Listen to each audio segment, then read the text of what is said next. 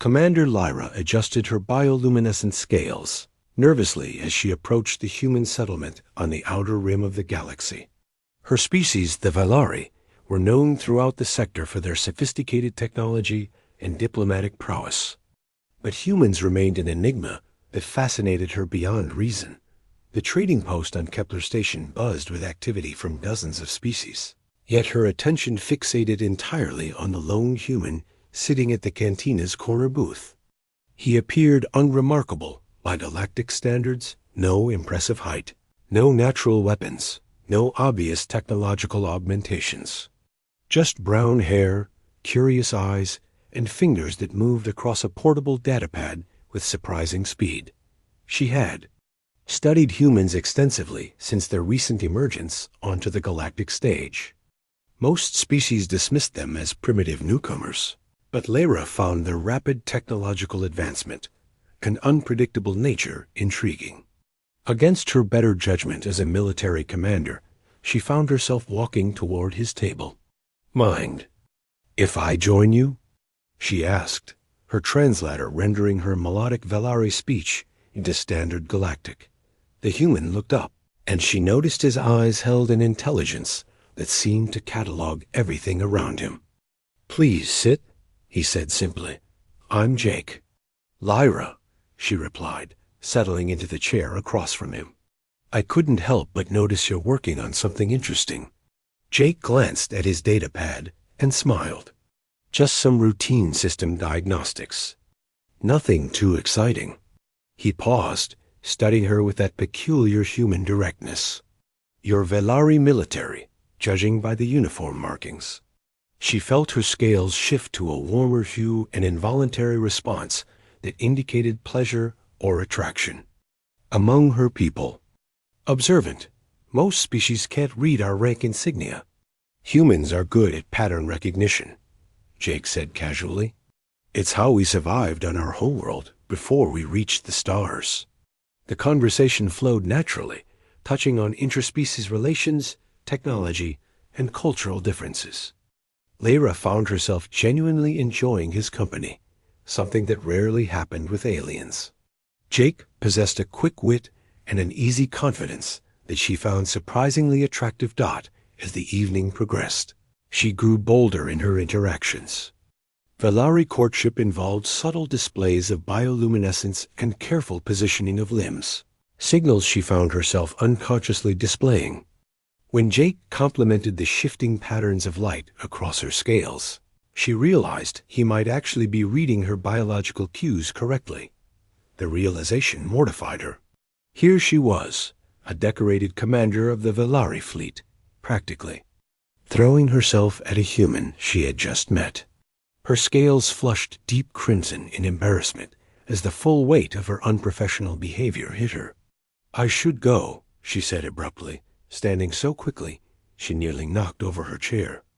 "Early departure tomorrow." Jake looked surprised by her sudden change in demeanor. "Of course. It was nice meeting you, Lyra." She managed a curt nod and fled the cantina, her scales still burning with embarrassment. What would her crew think if they knew their commander had spent the evening flirting with an alien trader? The Valari prided themselves on maintaining dignity and protocol in all interspecies interactions. Back aboard her ship, the VNS Constellation, Lyra tried to push the encounter from her mind as she prepared for their scheduled departure.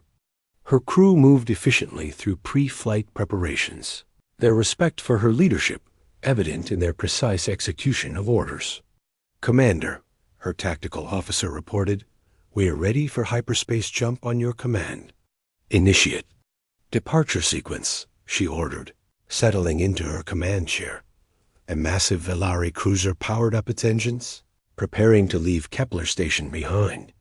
Lyra watched the view screen as other ships moved through established traffic patterns, following the strict protocols that governed interstellar travel. Then every system on her ship went dark. Emergency lighting cast an eerie, red glow across the nigh bridge as her crew scrambled to understand what had happened. The main displays flickered and died, navigation systems went offline, and even basic communications failed. "Report," Lyra barked, her embarrassment forgotten in the face of a potential crisis. "Unknown, Commander," her chief engineer replied. "From his station. All primary systems are showing as offline, but I'm reading no physical damage to any components." "Could be some kind of electromagnetic pulse," suggested her tactical officer. Lyra was about to order emergency protocols when the main view screen suddenly flickered back to life. Instead of showing space around the station, it displayed a single line of text that made her blood run cold. "Hello, Lyra. Enjoyed our conversation tonight." Jake, the bridge fell silent as her crew stared at the impossible message. Slowly, more text appeared on the screen. "Don't worry.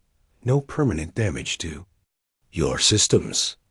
Just wanted to make sure we could finish our chat properly." Her tactical officer turned to her with wide eyes. "Commander, how does he know your name? How is he accessing our systems?" Lyra felt the pieces clicking together in her mind with horrible clarity. Jake's casual mention of system diagnostics, his quick fingers on that datapad, the way he had observed and cataloged everything around him with such precision. She had assumed he was just another traitor, but the evidence now suggested something far more dangerous. "Sir," her communications officer called out, "I'm receiving a direct transmission. It's coming from inside our own computer core." "Put it through," Lyra ordered, though she already suspected what she would hear. Jake's voice filled the bridge, calm and conversational, as if he were sitting right there with them. "Hi again, Lyra. Sorry about the dramatic demonstration, but I wanted to make sure I had your attention." "How are you doing this?" she demanded. "Our systems are isolated from external networks." "Are they, though?" Jake asked, and she could hear the smile in his voice. "You connected to the station's public data network when you docked. Standard protocol for most species, I know. What you didn't know is that I've been studying Velari computer architecture for months, ever since your fleet first made contact with the Galactic Council." The implications hit her like a physical blow. If Jake could infiltrate their systems this easily, what did that mean for Velari security throughout the sector? "Your encryption is impressive," Jake continued, "but it's based on mathematical principles that humans cracked centuries ago. We've had to deal with much more sophisticated cyber warfare on Earth." "What do you want?" Lyra asked, trying to maintain her composure in front of her crew. "Just to finish our conversation. You left rather suddenly." Despite the circumstances, Lyra found herself fighting back another embarrassed flush. "This is hardly the appropriate way to resume normal operations," Jake interrupted gently. "Your systems are coming back online now. I've also uploaded some security patches that should prevent anyone else from doing what I just did." True to his word, the bridge systems began powering up again. Status displays showed all systems returning to normal function, though Lyra noticed several new security protocols that hadn't been there before. "The patches are a gift," Jake explained. "Consider it a friendly gesture between species." Lyra stared at the view screen, unsure whether to be grateful or terrified. "Why help us?" "Because I enjoyed our conversation too," Jake replied. "And because humans believe in helping our friends." The transmission ended, leaving the bridge in stunned silence. Lyra realized that everything she thought she knew about humans had just been turned upside down. They weren't the primitive newcomers most species believed them to be. They were something far more dangerous and potentially valuable. "Commander," her tactical officer said quietly, "what are your orders?" Lyra took a deep breath, her scales gradually returning to their normal coloration. "Log this incident as a security review, and prepare a full report for Fleet Command about human capabilities." As the Constellation finally departed Kepler Station, Lyra found herself thinking not about the embarrassment of the evening, but about the implications of what she had learned. Humans were playing a much deeper game than anyone realized, and she had just been given a front row seat to their true capabilities. The question now was whether they would prove to be the galaxy's greatest allies, or its most formidable threat. Chat controls Sonnet 4.